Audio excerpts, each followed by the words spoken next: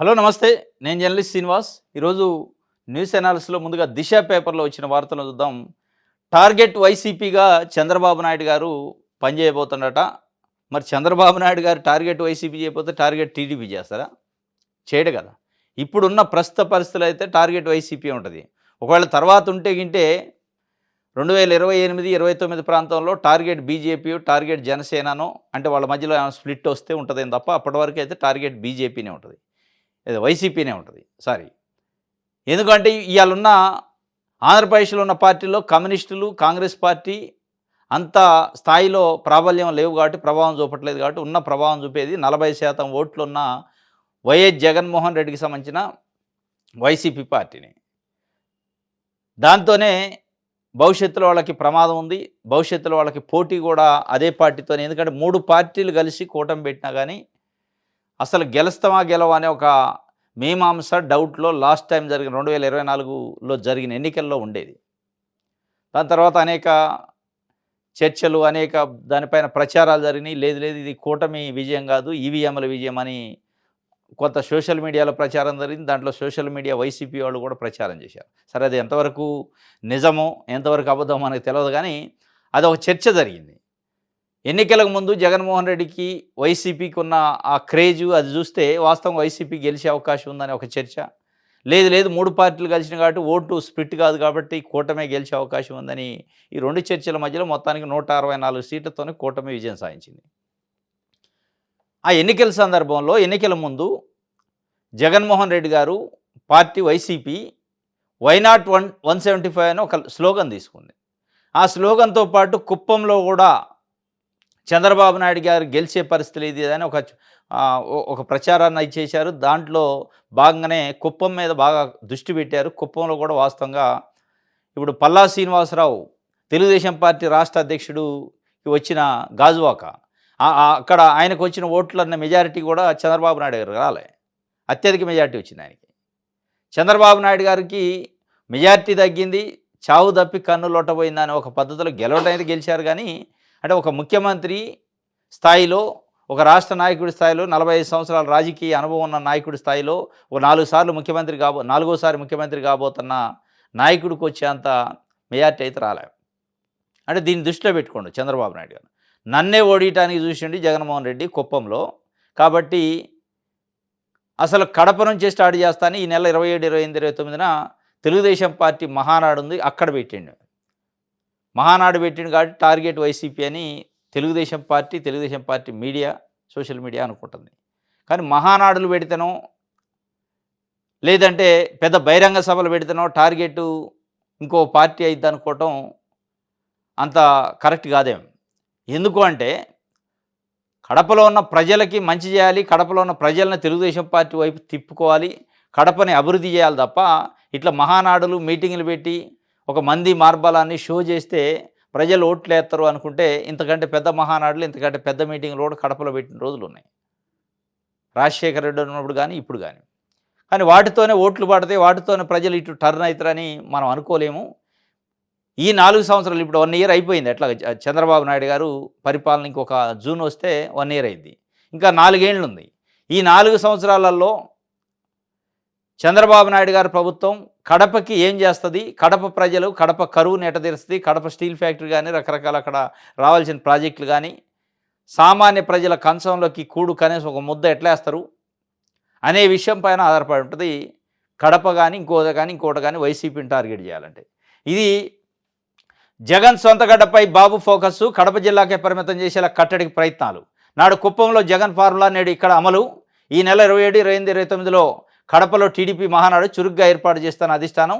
ఉత్సాహభరితంగా TDP శ్రేణులు. అది నాడు కుప్పంలో జగన్ ఫార్ములాను నేడు ఇక్కడ, అంటే కుప్పంలో జగన్ కాన్సన్ట్రేషన్ చేసి చంద్రబాబు నాయుడు గారు బయట తిరగకుండా రాష్ట్రంలో చేయాలని ఒక ప్రయత్నం చేసిండు. అదే తీరిని ఇక్కడ జగన్మోహన్ రెడ్డి పైన కడపలో ప్రయోగించి, కడప జగన్మోహన్ రెడ్డి సొంత జిల్లా కంచుకోట వైసీపీకి అక్కడనే దెబ్బ కొడితే ఇక రాష్ట్ర వ్యాప్తంగా దెబ్బ కొట్టొచ్చు అని ఒక వ్యూహం అట. కానీ అవి అంత ఈజీ కాదు.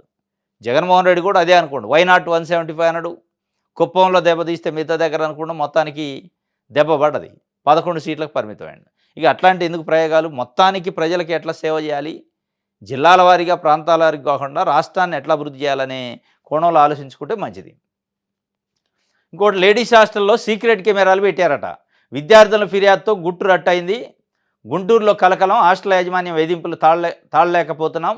ఆవేదన వ్యక్తం చేస్తున్న విద్యార్థులు, విచారణ చేపట్టి తనిఖీలు చేసిన పోలీసులు. హాస్టల్ యజమాని, అతని భార్య అరెస్టు. గుంటూరులో నాటిది. సీసీ కెమెరాలు పెట్టారట. ఇంతకుముందు కూడా ఒకటైంది. మళ్ళీ ఇది గుడ్లవల్లేరులో హాస్టల్లో 300 హిడెన్ కెమెరాలు పెట్టి చేశారు. పెద్ద ఎత్తున ఉద్యమాలు చేశారు. దాన్ని ఎడిపోయిందో ఆ కేసు తెలియదు కానీ మళ్ళీ ఇప్పుడు గుంటూరులోనట లేడీస్ హాస్టల్లో సీసీ కెమెరాలు పెట్టి బాత్రూముల దగ్గర వీడియోని రికార్డు చేసి దాన్ని చూపించి బెదిరియటం. హాస్టల్ యజమాని భార్య బెదిరింపులు, నానా రకాల వేధింపులు చేయటం అట. హాస్టల్ యజమాని కుమారుడు కొడుకు అయితే ఏ టైంలో పడితే ఆ టైంలో రూములలో కూడా వస్తున్నాడు, అమ్మాయిల రూములలోకి అనేది వాళ్ళ కంప్లైంట్. ఇక వీడియోలు చూపించి బెదిరించే కార్యక్రమం చేస్తానని డైరెక్ట్గా పోలీసులు కంప్లైంట్ చేస్తే పోలీసులు వచ్చి మొత్తం చూశారు. కులం తెలుసుకొని కూడా తిడతానట. పోలీసుల అదుపులో హాస్టల్ యజమాని తీసుకున్నారు. సీసీ కెమెరాలు కనపడుతున్నాయి. ఇగో ఇక్కడ సీసీ కెమెరాని ఫోటో తీసుకుంటుంది పోలీసు. ఇది గుంటూరులో జరిగింది. మరి దీనిపైన ఎందుకంటే ఇది అమ్మాయిలకు సంబంధించి ఆత్మాభిమానానికి సంబంధించిన విషయం. గతంలో గుడ్లవెల్లూరులో జరిగింది. దానిపైన ఇంతవరకు ఉలుకు పలుకు లేదు. ఇంతవరకు ఒక అడుగు ముందుకు పడలేదు. మళ్ళీ గుంటూరులో జరిగింది. దాని మీద నిజంగా ఆ రోజు గట్టిగా చర్యలు తీసుకొని ఉంటే ఈరోజు మళ్ళీ గుంటూరులో ఇంకోటి కెమెరాలు పెడతాడు. రైట్. ఇది ఒక వార్త దిశకు సంబంధించి. ఆంధ్రజ్యోతి చూద్దాం. 4,000 ఎకరాలట, 80,000 కోట్లు. రాజధానిలో ల్యాండ్ మానిటైజేషన్తో నిధులు. ఎకరం 20 కోట్లకు విక్రయించాలని నిర్ణయం. ల్యాండ్ మానిటైజేషన్, యూట్యూబ్లో మానిటైజేషన్ అయినా ఉంటుంది. అట్లా ల్యాండ్ను కూడా మానిటైజేషన్ చేస్తాడట. రైతుల దగ్గర 34,000 ఎకరాలు గుంజుకొని, అంటే సేకరించి సమీకరించడం, భూ సమీకరణ చేశారు. ఎకరం 20 కోట్ల లెక్క ప్రైవేట్ వాళ్ళకి అమ్ముతారట. 80,000 కోట్లు వస్తే వాటిని పెట్టి రాజధాని నిర్మిస్తారట. అంటే అమరావతి నిర్మాణం ఎట జరిగిద్దంటే అమరావతి భూములమ్మే అమరావతిని నిర్మిస్తారన్నమాట. మోడీ ఇస్తేనో చంద్రబాబు నాయుడు గారు తెస్తేనో నిధులు తెచ్చేదాంతో గట్టే పరిస్థితి లేదు. అంటే ఇలా మొత్తానికి రైతులే దానికి దాతలు అన్నట్టు. రైతులు ఇచ్చిన భూమిని వాస్తవంగా రైతుల దగ్గర భూమి దేనికి తీసుకున్నారు? రాజధాని నిర్మాణానికి భూమి కావాలి, రాజధాని భవనాల నిర్మాణానికి, రాజధాని కన్స్ట్రక్షన్ చేయడానికి అని చెప్పారు. ఇవాళ ఏం చేస్తున్నారు? మోడీ చేయి చూపించిండు. మోడీ భుజమేత్తనాడు, చెయ్యి ఎత్తనంలే. భుజమేత్తనాడు, మోడీ చేయి చూపించిండు, భరోసా ఇచ్చిండు, ఇది అది అని చెప్పారు. మరి ఆ భరోసా ఇన్నున్నాక రైతులు ఇచ్చిన ఉద్దేశం ఏంది? రాజధాని నిర్మాణానికి. ఆ నిర్మాణం కాకుండా అమ్ముకోవడానికి కార్యక్రమం పెడితే రైతులు ఇచ్చిన ఉద్దేశం నిర్వీర్యం అయిపోద్ది. 4,000 ఎకరాలట ఏకదమ్ముగా అమ్మేసి 80,000 కోట్లు తెస్తారట. 80,000 కోట్లు పెట్టి రాజధాని నిర్మిస్తారట. ఈ మాత్రం ఇక వేరే నాయకుడు చేయలేడా? దీనికి పెద్ద విజను అనుభవం కావాలన్నా? ఇక మాట్లాడితే చంద్రబాబు నాయుడు గారు ఆయన మోసే పత్రికలు, టీవీ ఛానళ్ళు, విజన్ ఉన్న నాయకుడు, ముందు చూపు ఉంది, కేంద్రం దగ్గర తెత్తండు, కూటమి వల్ల చూసినా ఎన్నో ఉపయోగాలు. అంటే ఏముంది ఇందులో ఉపయోగం? అక్కడున్న రైతులు ఇచ్చిన భూమి అమ్మి కడతాడు.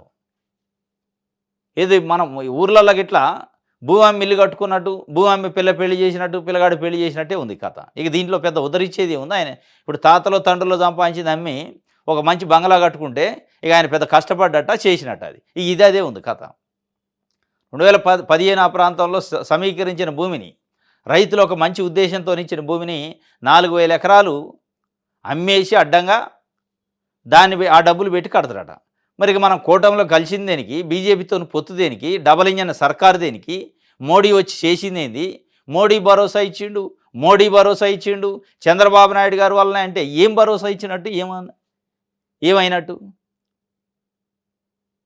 ఇది వాస్తవంగా చాలా రాంగ్ ఇది.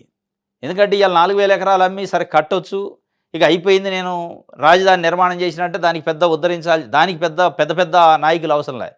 ఎవడైనా కడతారు భూమి అమ్మి కట్టమంటే. కానీ భవిష్యత్తులో రాజధానిలో ఏదైనా అవసరం అయితే ఎక్కడి నుంచి వస్తాయి భూములు? ఎవరిస్తారు? ఇప్పుడు భవిష్యత్తులో తప్పనిసరిగా అవసరం అయింది. మీరు 2014-19 మధ్య సేకరించిన 34,000 ఎకరాలు ప్లస్ గవర్నమెంట్ కలిసి 54,000 55,000 ఎకరాలు ఉండే సరిపోదు, ఇంకో 44,000 ఎకరాలు కావాలని 10 ఏళ్ల లోపే మళ్ళా డిమాండ్ వచ్చింది, కావాలనే అవసరం వచ్చింది. మీరు ఇలా ఉన్న భూమిని అమ్ముకుంటే రైతులు ఏ ఉద్దేశంతో ఇచ్చారో ఆ ఉద్దేశం నెరవేర్చకముందే ఆ భూమిని అమ్మేస్తే రేపు ఇంకొక అవసరం వస్తుంది, అయ్యా లోడిస్తారు భూమి. మీరు మళ్ళీ 20 కోట్ల ఎకరం అంటే ఒక రూపాయి రైతులకి ఇయ్యకుండా సమీకరించిన భూమిని 20 కోట్ల ఎకరానికి వాళ్ళ కళ్ళ ముందే అమ్మితే రేపు 44,000 ఎకరాలు ఎవడిస్తారు మీకు? ఎట్లా ఇస్తారు? ఇది థియరీ. అంటే మోడీ ఏం మొండి చేయి చూపుతాడు. ఈయనేమో ఉన్న భూములు అమ్మి రాజధాని కడతా, నేను ఉద్ధరిస్తా, నా రాజధాని ఏదంటే అమరావతి అని చెప్పుకునేటట్టు చేస్తా అంటే అసలు దీంట్లో మీ పాత్ర ఏంది? మోడీ గారి పాత్ర ఏంది? చంద్రబాబు నాయుడు గారి పాత్ర ఏంది? వాళ్ళ త్యాగాలేంది? వాళ్ళు చేసిన పనితనం ఏంది? ఇందులో త్యాగం వల్ల రైతులది, ఇందులో త్యాగం వల్ల అమరావతి ప్రాంత ప్రజలది, ఇందులో త్యాగం వల్లదా రైతుల భూమిది, రైతుల ఉద్యమాలది తప్ప ఇందులో మోడీ త్యాగం లేదు, చంద్రబాబు నాయుడు గారి త్యాగం లేదు, తెలుగుదేశం పార్టీ త్యాగం లేదు. వాళ్ళది ఉన్నదల్లా త్యాగం ఏంటంటే ముందు భూములు కొనుక్కొని ఇలా అమ్ముకునే త్యాగం తప్ప వాళ్ళు కూడా ఇప్పుడు ఏం చేస్తారో ఎకరం 20 కోట్ల లెక్క అమ్ముతారు ప్రభుత్వ భూమిని.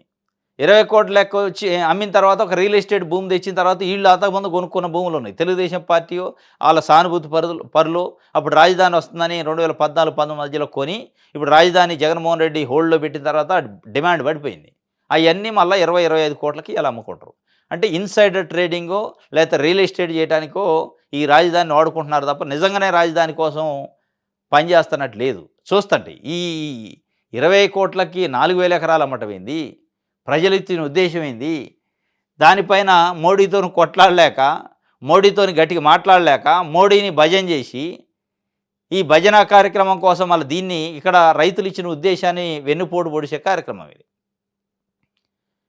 ఇలా ఆంధ్రజ్యోతి, ఈనాడు లాంటి పత్రికల్లో కూడా మోడీ భరోసా ఇచ్చిండని రాస్తాను. ఏం భరోసా ఇచ్చిండంటే ఇదే భరోసా. అమ్ముకోండి, నేనేమన్నాను, అమ్ముకోండి, తినండి, కట్టుకోండి, ఇదే కథ.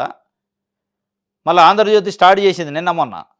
ఎప్పటి నుంచో చంద్రబాబు నాయుడు గారు చెబుతుండు అమరావతి అనేది సెల్ఫ్ ఫైనాన్సింగ్ రాజధాని, ఎవరో ఇస్తే వచ్చే రాజధాని కాదు, మోడీ ఇవ్వాల్సిన అవసరం లేదు, బడ్జెట్లో పెట్టాల్సిన అవసరం లేదు, రైతులు ఇచ్చిన భూమి ఉండే పప్పు వెలంలో కమ్మి కడతాడు. అది ఫస్ట్ నుంచి మేము చెబుతూనే ఉన్నాం కదా. నారాయణ గారు చెప్తుండు, ఆయన చెప్తుండని చెప్తుండ్రు. చెప్పడానికి రాజధానికి నిజంగానే రైతుల దగ్గర భూములు సమీకరించేటప్పుడు చెప్పారా? మీరు ఇచ్చిన భూమిని అమ్మే రాజధాని కడతాం, కేంద్రం నుంచి కానీ రాష్ట్రం నుంచి కానీ ఏం నిధులు ఇవ్వం, ప్రత్యేక ప్యాకేజీలు ఉండవు, హోదాలు ఉండవు, ఏముండవు, నేను అడగలేను, ఆయనకి ఇయ్యడు, ఆయన నాకు ఆయనకి చాలా లోపాయకార ఒప్పందాలు ఉన్నాయని ఆయన చెప్పారు. మీరు చెప్పలేదు కదా. నేను బొడుతా ఈరుణ్ణి సూర్యుడిని అంటారు. కూటమిలో కలిసినాక చూడు, కూటమిలో కలవడం వల్ల చంద్రబాబు నాయుడు గారి అనుభవం ఎట్లా పనిచేద్దా అంటారు. ఏంది అనుభవం వచ్చింది? ఆ మీటింగ్ ఖర్చులు దండగాయని అన్నట్టే కదా. మోడీ గారిని పిలిచి రిమోట్ తెచ్చిన మీటింగ్ ఖర్చులు కూడా దండగాయి. ఇక్కడ భూమి అమ్ముకుంటారు, ఆయన వచ్చి రిబ్బన్ ఢిల్లీ నుంచి కూడా కట్ చేయొచ్చు, ప్రధానమంత్రికి సరే శంకుస్థాపన చేయొచ్చు వచ్చి. అది ఇక్కడ దాకా వచ్చి దీనికి ఇంత ఆర్భాటం, మళ్ళీ తెలుగులో, హిందీలో, ఇంగ్లీష్లో స్పీచ్లు, మీరు పొగట్టాలు, భజన చేయటాలు, దాన్ని టీవీలో డిబేట్లు, చర్చలు, ఇదంతా ఎందుకు దండగా? మొత్తానికైతే అమరావతి భూములు అమ్మి అమరావతిని కడతారట. రైతులు భూములను అమ్మి రాజధాని కట్టే కథ ఇప్పుడు నడుస్తుంది. చౌకబారు విమర్శలు తిప్పికొట్టండి, ఏ మంచి కార్యక్రమం చేపట్టినా వైసీపీ దుష్ప్రచారం చేస్తుందని చంద్రబాబు నాయుడు గారు చెప్తుండు. ఈ నెలలోనే అన్నదాత సుఖీభవ, జూన్ తొలి వారంలో తల్లికి వందనం, చదువుకునే పిల్లలకు 15,000, సూపర్ 6 హామీలు అమలు చేస్తున్నాం, వీటన్నిటిని ప్రజల్లోకి తీసుకెళ్లాలి, నామినేటెడ్ పదవుల్లో అధిక శాతం భర్తీ. ఇది టీడీపీ కూటమి అధికారంలోకి వచ్చి జూన్ 12 నాటికి ఏడాది పూర్తవుతుంది. దాని సందర్భంగా అన్నదాత సుఖీభవ ప్లస్ తల్లికి వందనం ఈ 2 ఇస్తారట. చాలా సంతోషమైన వార్త ఇది. ఎందుకంటే 1 ఇయర్ ఎట్లాగో పోయింది, ఎగ్గొట్టినట్టే ఆ కథ. అన్నదాత సుఖీభవ అంటే రైతు భరోసా గతంలో అది లేదు, 1 ఇయర్ పోయింది లాస్ట్ ఇయర్ది. తల్లికి వందనం కూడా లాస్ట్ ఇయర్ పోయింది, ఇప్పుడు ఇస్తారట. జూన్ 12న స్కూళ్ళు ఓపెన్ అయ్యేటప్పటికి అప్పటికే 1 ఇయర్ పూర్తయింది చంద్రబాబు నాయుడు గారిది. ఆ లోపే ఇస్తారట. స్కూళ్ళు ఓపెన్ కంటే ముందే తల్లికి వందనం ఇస్తారట. అమ్మఒడి గతంలో జగన్మోహన్ రెడ్డి ఉన్నప్పుడు ఈ 2 స్కీములు జగన్మోహన్ రెడ్డి తెచ్చినాయి. వాటినే కంటిన్యూషన్ చేసే సందర్భంలో పేర్లు మార్చిండు అంతే. పేర్లు అయితే మార్చిండు కానీ డబ్బులు ఇలా 1 ఇయర్ ఇప్పుడు ఇస్తారట. మే నెలలో, ఈ నెలలోనేమో రైతు భరోసాకు సంబంధించి అన్నదాత సుఖీభవ, జూన్ ఫస్ట్ వీక్లో ఈ తల్లికి వందనం ఎంతమంది పిల్లలు ఉంటే అంతమందికి 15,000 రూపాయల చొప్పున ఇస్తారట. మరి ఇది ఒక దానిపైనే చంద్రబాబు నాయుడు గారు తెలుగుదేశం పార్టీ క్యాడర్కి చెప్పిండు, చౌకబారు విమర్శలను తిప్పికొట్టండి, విమర్శల్ని తప్పుడు ప్రచారాలను తిప్పికొట్టండి. అది రాజధాని విషయం కావచ్చు, అన్నదాత సుఖీభవ కావచ్చు, తల్లికి వందనం కావచ్చు, మనం ఇస్తున్నాం అని చెప్పండి. సూపర్ 6 హామీల గురించి అంటే తిప్పికొట్టలేకపోతున్నాం మనం అని మరి అనుకుంటుండే తెలియదు. ఇంకోటి, మాకెందుకు ఈ అన్యాయము, డిఎస్సి అర్హతకు మార్కులు గండం, డిగ్రీలో 50% ఉండాలన్న నిబంధన బీఈడీ జనరల్ అభ్యర్థుల ఆవేదన 2011 కంటే ముందు బీఈడీ విద్యార్థులకు ఎన్సీటీ మార్కులు మినహాయింపు, సుప్రీం ఆదేశాలతో మార్గదర్శకాల మార్పు, ఏపీడీఎస్సీలో అమలు కాని ఆ సడలింపు, తెలంగాణలో జనరల్కి 40%. మాకెందుకు ఈ అన్యాయం? మెగా డిఎస్సీ అని ఒకటి వేశారు, 16,000 చిల్లర పోస్టులు. దాంట్లో నోటిఫికేషన్ నుంచి అనేక ఆందోళనలు, అయోమయాలు, గందరగోళాలు ఉన్నాయి. దాంట్లో ఏంటంటే డిగ్రీలో కనీసం 50% మార్కులు ఉంటేనే డిఎస్సి అప్లికేషన్ చేసుకోవడానికి అర్హత ఉంది అని పెట్టి జనరల్ వాళ్ళకి పెట్టారు. ఎస్సీ ఎస్టీ బీసీలకు 45% డిగ్రీలు ఉంటేనే డిఎస్సి అప్లికేషను సమర్పించడానికి అవకాశం ఉందని రాశారు. దానిపైన మొత్తానికి ఆందోళన చేశారు. ఎస్సీ ఎస్టీ బీసీలకు మినహాయింపు ఇచ్చారు. ఎస్సీ ఎస్టీ బీసీలకు పాదపత్రాలు 40% ఆయనకి ఇచ్చారు. కానీ మళ్ళీ జనరల్కి తగ్గిలే. జనరల్కి గతంలో 45 ఉండేది, ఇప్పుడు తెలంగాణలో కూడా 45%కే అర్హత ఉంది డిఎస్సి అప్లై చేయడానికి. కానీ ఇక్కడ 50 పెట్టారు. మరి వాళ్ళందరికీ ఓన్లీ జనరల్ వాళ్ళకి ఎందుకు ఆ వివక్ష? జనరల్ వాళ్ళపైన ఎందుకు ఆ కక్ష? వాళ్ళని ఎందుకు టార్గెట్ చేశారు? వాళ్ళని ఎందుకు అన్యాయం చేస్తున్నారు? మరి తెలిసి చేస్తారా, తెలవ చేస్తారా? లోకేష్ గారు నోటీసులో ఉందా లేదు తెలియదు. కానీ ఇది వాస్తవంగా జనరల్ అభ్యర్థులు ఎవరైతే ఉన్నారో డిఎస్సి అప్లై చేసుకోవడానికి రెడీగా ఉన్న వాళ్ళకి ఇబ్బందికరమైన పరిస్థితి. వాళ్ళకి అన్యాయం చేస్తున్నట్టే. ఆ అన్యాయం పైన దృష్టి పెట్టాలి. వాళ్ళు ఆ సడలింపు చేయాలి. 45%కి కూడా అప్లై చేసుకునే అవకాశాన్ని జనరల్ అభ్యర్థులు కూడా ఇవ్వాలి. ఎందుకంటే ఎస్సీ ఎస్టీ బీసీలకు 40కి ఇచ్చారు కాబట్టి దానికి దీనికి 5% తేడా ఉంటుంది. ఆల్రెడీ తెలంగాణలో అమలు అవుతుంది. సుప్రీంకోర్టు గైడ్ లైన్స్ ఉన్నాయి, ఎన్సిటి నిబంధనలు ఉన్నాయి, 45%కి ఇవ్వచ్చు అని. టెట్కి అర్హత 45%కే, బీఈడి ఎంట్రన్స్కి 45% ఉన్నాక డిఎస్సికి ఎందుకు 50 పెట్టారు? దీనివల్ల మాకు అన్యాయం జరుగుతుందని వాళ్ళు అడుగుతున్నారు. వాళ్ళ యొక్క సమస్యని పరిష్కరించాలి లోకేష్ గారు. ఇది మామూలు విషయం కాదు. జనరల్ అభ్యర్థులు అన్యాయం అయిపోయే అవకాశం ఉంది. వివక్ష. సాక్షి చూద్దాం. యాక్సిస్తో అడ్డగోలు ఒప్పందం, ప్రజలకు 25 ఏళ్ల షాక్ అట.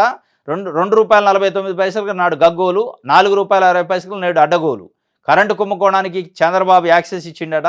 కారు చౌక ఒప్పందంపై అప్పుడు విషయం, 25 ఏళ్లకు అధిక రేట్ల ఫిక్సింగ్ ఇప్పుడు. ఇది వాస్తవంగా సెకీతోని ఒప్పందం చేసుకుంటూ జగన్మోహన్ రెడ్డి ఉన్నప్పుడు విద్యుత్ ఒప్పందం 25 సంవత్సరాలకి 7,000 మెగావాట్ల విద్యుత్ ఒప్పందం, 7,000 8,000. దాంట్లో ₹2.50 ఒక యూనిట్కి 25 ఏళ్ల పాటు మేము సరఫరా చేస్తామని చెప్పారు.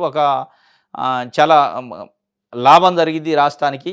1,00,000 కోట్ల పైన లాభం జరిగింది. దానివల్ల తక్కువ ధరకు, అత్యంత చౌక ధరకు నాణ్యమైన విద్యుత్ ఇస్తాను. దాంట్లో కూడా ట్రాన్స్పోర్టేషన్ ఛార్జీలు లేవు అని చెప్పి ఒప్పందం చేసుకున్నట్టు దానిపైన చంద్రబాబు నాయుడు గారు సమర్థించే ఆంధ్రజ్యోతి, ఈనాడు లాంటి మీడియా సంస్థలు పెద్ద ఎత్తున విష ప్రచారం చేసినాయి. 1,750 కోట్ల రూపాయలు లంచం తీసుకొని సెకీతోని, ఆదానితోని ఒప్పందం చేసుకుంటూ జగన్మోహన్ రెడ్డి. దీని వెనక పెద్ద కిడ్ ప్రోకో ఉంది. లంచంతో జరిగిన అవినీతి ఒప్పందం ఇది, అక్రమాల ఒప్పందం అన్నారు. మరి అలా యాక్సిస్తోని చంద్రబాబు నాయుడు గారి ప్రభుత్వం 400 మెగావాట్ల విద్యుత్ ఒప్పందానికి 25 ఏళ్లకు ఒప్పందం చేసుకుంది విద్యుత్ సరఫరాకి. ఎంత యూనిట్ అంటే ₹4.60. మరి ₹2.50 ఎక్కువ, ₹4.60 ఎక్కువ? ₹2.50, ₹2.49 యూనిట్ ఒప్పందం జగన్మోహన్ రెడ్డి చేసుకుంటే దీంట్లో పెద్ద ఎత్తున అవినీతి జరిగింది, లంచం తీసుకున్నాడు అన్నారు. మరి ₹2.49 కంటే డబల్ చేసి యూనిట్కి ఇవ్వాలి మీరు కొంటున్నారు కదా, ఆ ఒప్పందం చేసుకున్నారు కదా. మరి దీని వెనక ఎన్ని వందల కోట్ల లంచం ముట్టింది? 1,750 అంటే యూనిట్కి డబల్ అయింది కాస్ట్ కాబట్టి లంచం కూడా డబల్ అయిందా? 1,750 ఇంటూ 2 అంటే డబల్ అయితే 3,500 కోట్ల రూపాయలు లంచం చేతులు మారిందా? మరి మారకుండానే సంతకం పెట్టారా? మారకుండా సంతకం పెడితే అయ్యాలి జగన్మోహన్ రెడ్డి కూడా 1,750 కోట్లు అనేది ఉత్తదేనా? అది ఎట్లా ప్రూవ్ అయింది? సెకీతో ఒప్పందం పైన ఇలా ఆంధ్రజ్యోతిలో అక్షరం రాసే ధైర్యం కానీ దమ్ము లేదు. సెకీ ఒప్పందం గురించి చంద్రబాబు నాయుడు గారు మాట్లాడలేని పరిస్థితి.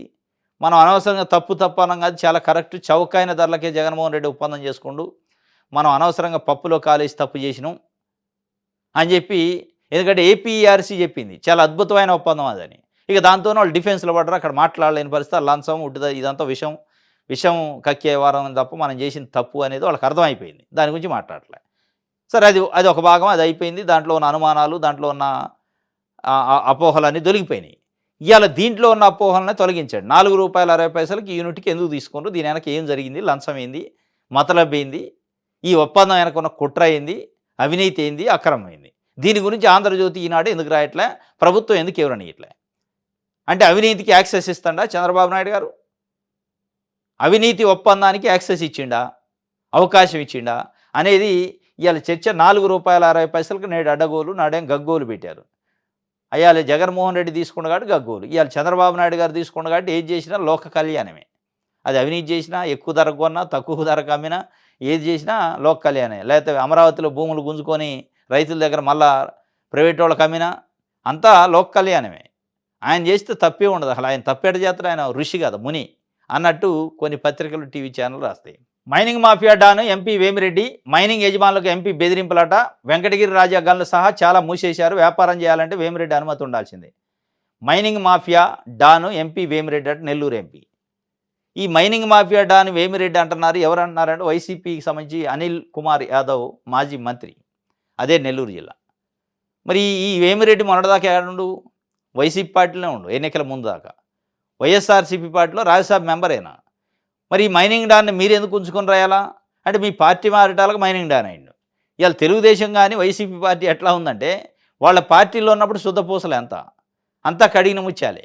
వాళ్ళ పార్టీ నుంచి బయటకు వస్తే చాలు ఇక అవినీతి, అక్రమార్కులు, ఇది అదని వార్తలు, వాళ్ళ పైన విమర్శలు ఇవి చేస్తారు. సరే వేమిరెడ్డి నిజంగానే మైనింగ్ మాఫియా ఉంటే ఉండొచ్చాం కానీ మొన్నటిదాకా మీ పార్టీలో ఉండు కదా. సంవత్సరంలోనే మాఫియా వచ్చిందా, అంతకుముందు నుంచే ఉన్నాడా? ఇదే వేమిరెడ్డి ప్రభాకర్ రెడ్డి పైన ఆంధ్రజ్యోతి పేపరు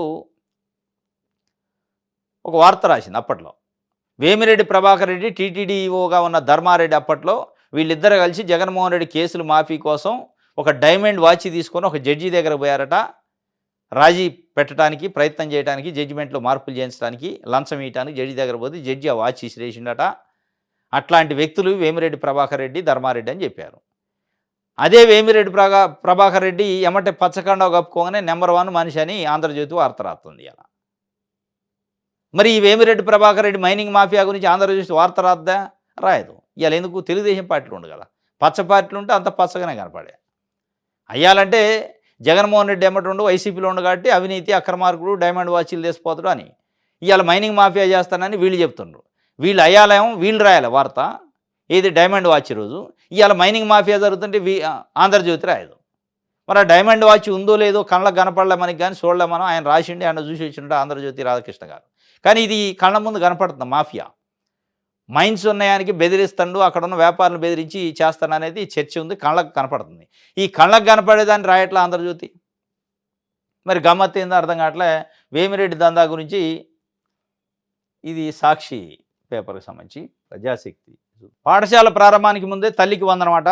ఈ నెలలోనే అన్నదాత సుఖీభావ 27 నుంచి కడపల మహానాడు, టీడీపీ నేతలతో చంద్రబాబు. పాఠశాల ప్రారంభానికి ముందే తల్లికి వందనం.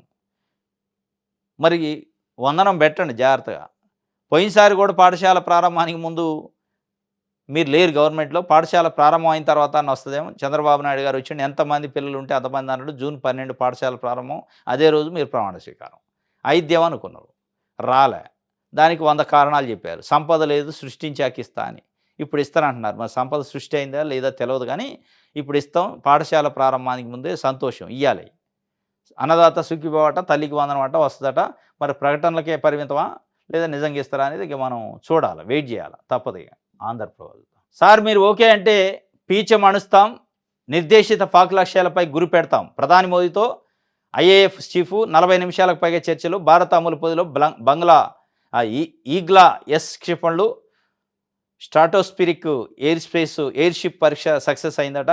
మొత్తానికి చంద్రబాబు నాయుడు, మన నరేంద్ర మోడీ ప్రధానమంత్రి గారితో నిన్న మొత్తం ఈ మిలిటరీ, నేవీ, ఎయిర్ ఫోర్స్ సంబంధించిన ముఖ్య అధికారులు మొత్తం సమావేశమయ్యారు, చీఫ్లు.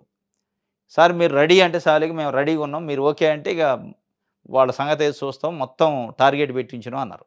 మరి మోడీ గారు రెడీ అంటలేదు, ఎందుకు రెడీ అంటలేదు అనేది ఇవాళ దేశం అంతా 1000 కళ్ళతోనే వస్తుంది వ్యూహాత్మకంగా. మరి ఇంకా దాంట్లో ఏమైనా వ్యూహం ఉందా? ఎందుకంటే గురి పెడితే తప్పొద్దు కదా, మళ్ళీ తప్పి అది మనకే ఉల్టా తగిలే పరిస్థితి ఉండదు. కాబట్టి జాగ్రత్తనే ఇట్లాంటి విషయాల్లో ఆలోచించి అడిగేస్తాడు. ఆయన కోసం అయితే వెయిట్ చేస్తాడు.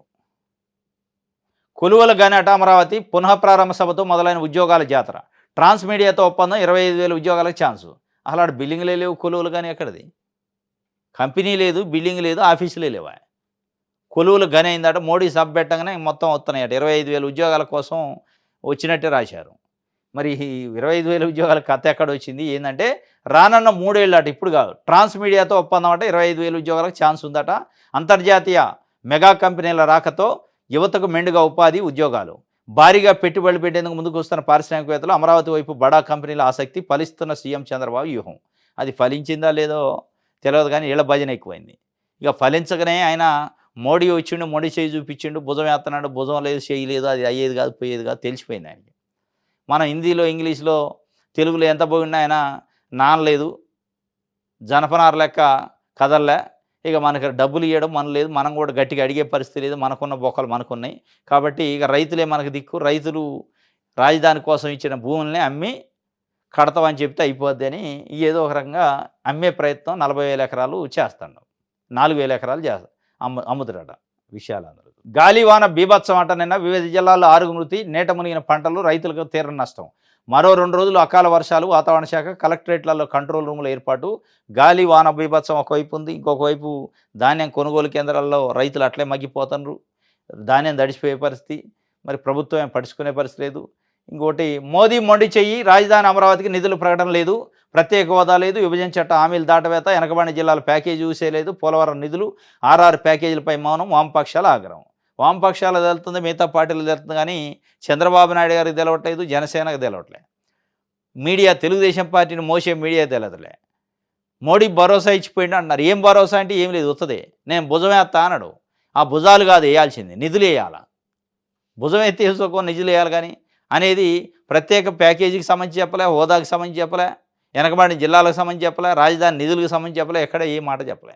నేను భుజం ఎత్తనండి, ఆ భుజం వేసేదాన్ని పట్టుకొని వీళ్ళు భుజాలు ఎగరేసి భరోసా ఎత్తనండి, భరోసా ఎత్తనండి అని చివరికి ఎటు తీసిపోతున్నాడు. చిన్నగా స్లో పాయిజన్ లెక్క అమరావతి భూములు అమ్మి సెల్ఫ్ ఫైనాన్సింగ్ రాజధానికి చేస్తాం. దాంట్లో ఎవరు నిధులు ఇవ్వాల్సిన అవసరం లే. మన రైతులు ఇచ్చారు కదా చాలు. రైతుల భూమినే మేము గుంజుకుంటాం, మా భూమినే ప్రైవేట్ వాళ్ళకి అమ్ముకుంటాం కోట్ల రూపాయలకి, ఉత్తగానే రైతుల దగ్గర గుంజుకుంటాం. ఈ తీరి అన్నట్టు రైతుల దగ్గరేమో భూమి అంతా ఉత్తగ గుంజుకొనరు.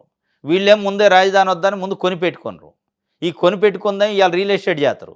రైతులు పాపం ఆరుగాలం కష్టపడి సంపాదించుకొని వస్తేనేమో రాజధాని రాజధాని అని పేరు చెప్పి ఇప్పుడు ప్రైవేట్ వాడికి అమ్ముతారు. ఈ మధ్యలో బకరాయింది ఎవరంటే రైతులే. ఇది మొండి చేయి చూపించిండట. ఇది ఈరోజు న్యూస్ అనాలిసిస్. రేపు తాజా వార్తలతో తిరిగి కలుసుకుందాం. Thank you.